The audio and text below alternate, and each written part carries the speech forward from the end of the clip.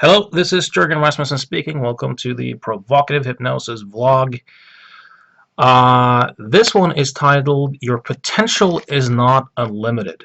Now, for many, many years, people in the self-help, personal development worlds, coaching worlds, have been using this phrase that your potential is unlimited. Now, this is actually not true. I used to have a mentor by the name of Tony Blauer for a while when I taught reality-based self-defense.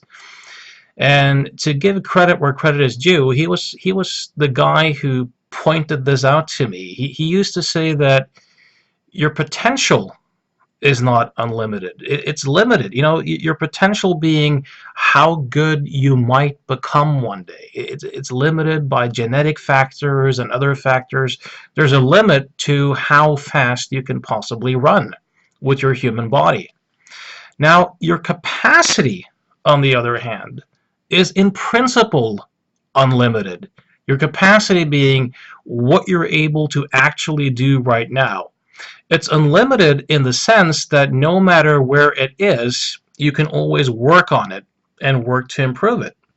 Now, if your potential is here and your capacity is here, if you're living up here focusing on your potential, you're not doing much about this.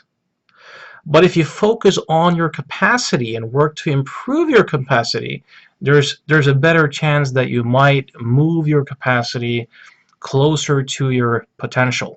Now, in the context of what's called therapy, hypnotherapy, NLP coaching, psychotherapy, personal development, I think that one of the big traps is that people focus way too much on potential, what you might be able to do one of these days, and not enough on capacity. Where are you actually at? So one quick tip for me, if you want to improve your results with your clients, or if you want to change something in your own life, is to focus less on potential and more on capacity and working on that particular capacity. I'll give you some very practical examples from training, from my actual client practice.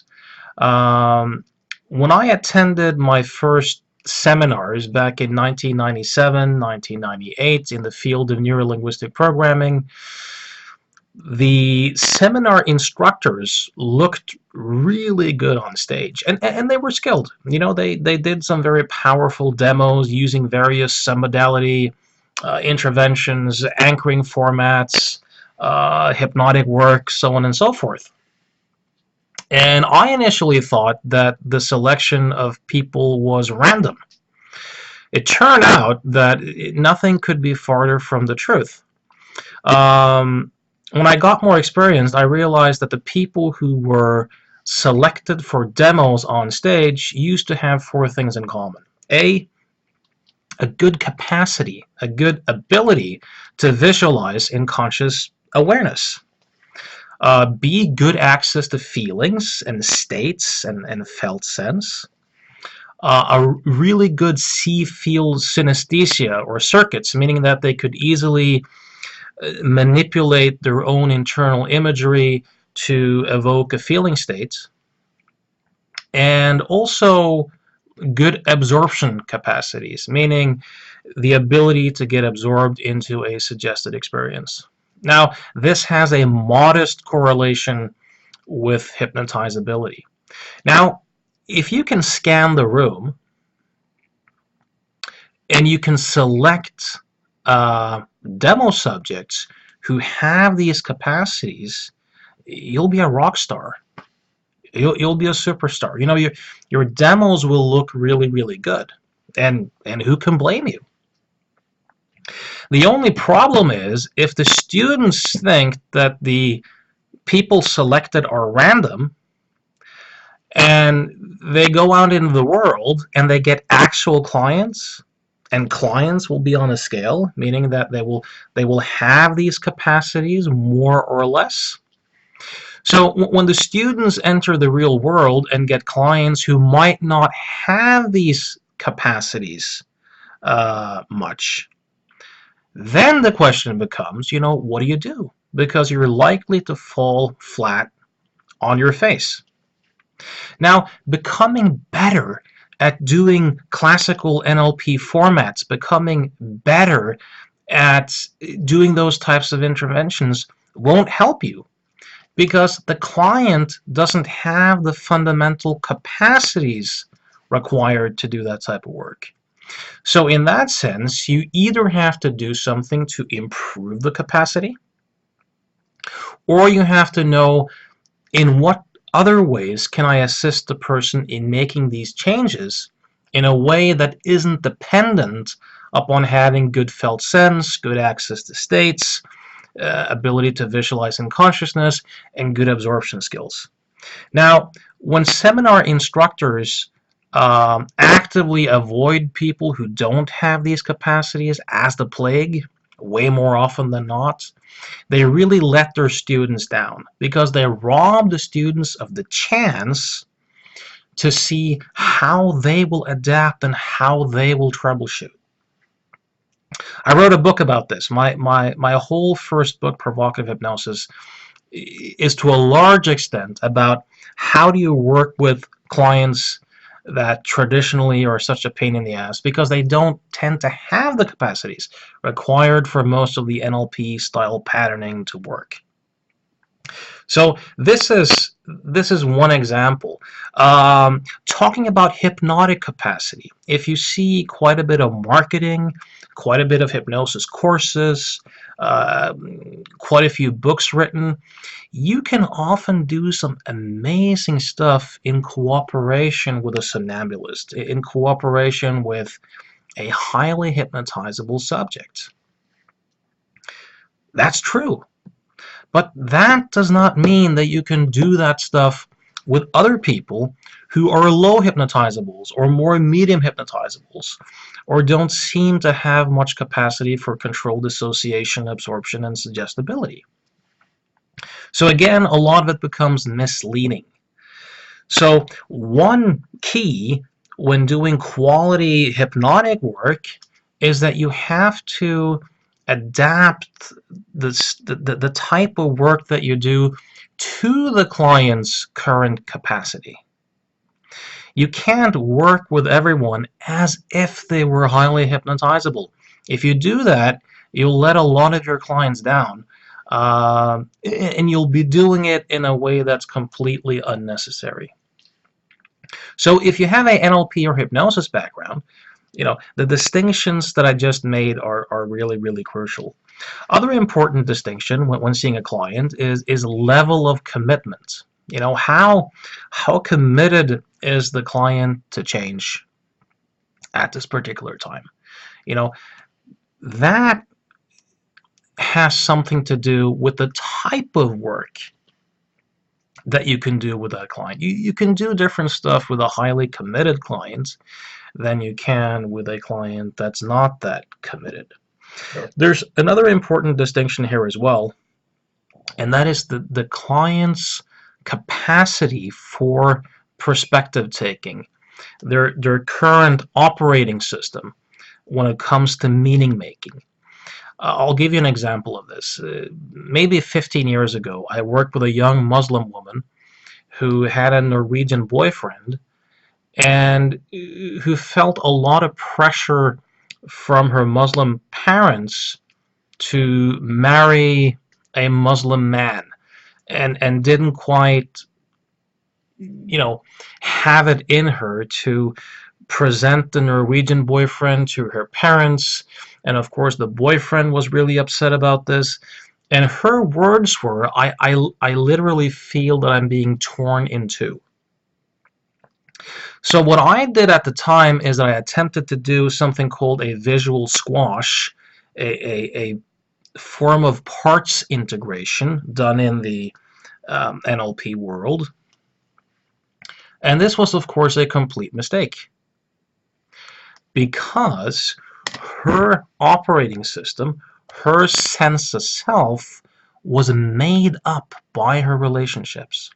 She operated out of what Robert Kegan would call a socialized mind, a socialized way of meaning making, meaning that she would look for significant other people's opinions and expectations of her, and she would use those as a guide in constructing her own self. So you could say essentially that her sense of self was made up by her relationships. And for people who operate there, if a parent and a partner are in conflict, it will feel as if you're being torn in two because your sense of self is made up by your relationships.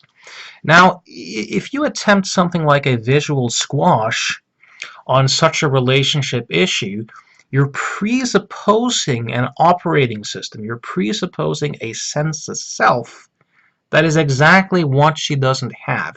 You're presupposing a self-authoring mind.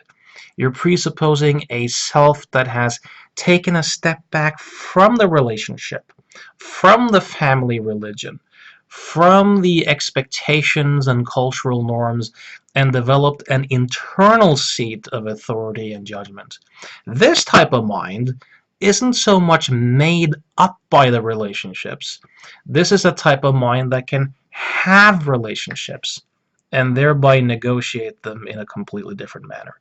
So this is one example of me screwing up by doing an intervention that presupposed a sense of self and an operating system that she didn't have access to. I'd highly recommend. I've written a book about this as well. You know, my previous book, Provocative Suggestions,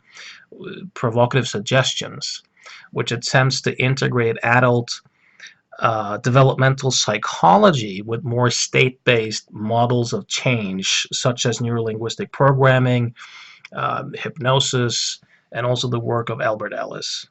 So, if what I'm saying here also sparks your curiosity a bit, I'd like to recommend the book In Over Our Heads by Robert Kegan.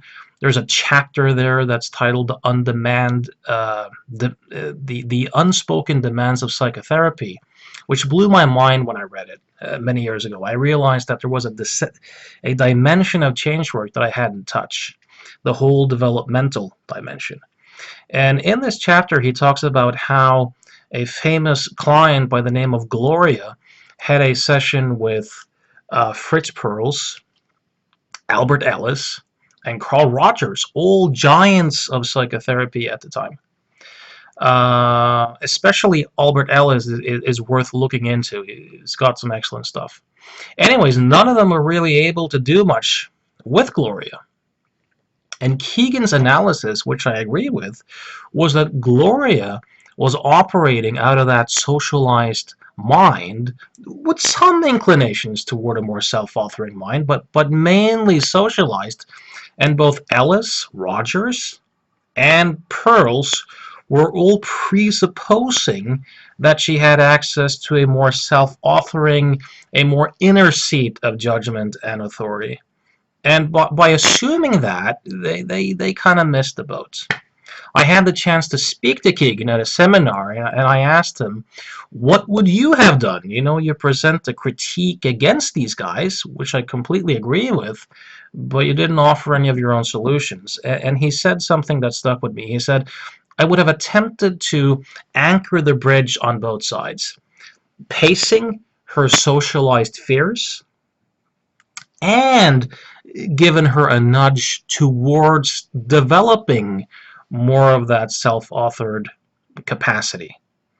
And again, in my last book, Provocative Suggestions, I offer a model of how to do that. So if you haven't looked into developmental models at all, I think you're really missing out. And I think you'll be deeply rewarded for doing so.